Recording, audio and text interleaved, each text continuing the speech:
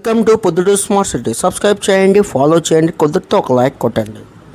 ఈరోజు మనం సినీ హబ్ దగ్గర ఎర్రగుంట్ల బైపాస్ రోడ్ కాడ సినీ హబ్ ఎదురుగా వినాయక విగ్రహాలు అమ్ముతున్నారు ఫ్రెండ్స్. చాలా బాగుంది. ఇక్కడ మీరు ఖచ్చితంగా ఒకసారి విజిట్ కాండి. ఈ 1 వీక్లో కలర్స్ కూడా కంప్లీట్ అయిపోతాయి ఫ్రెండ్స్.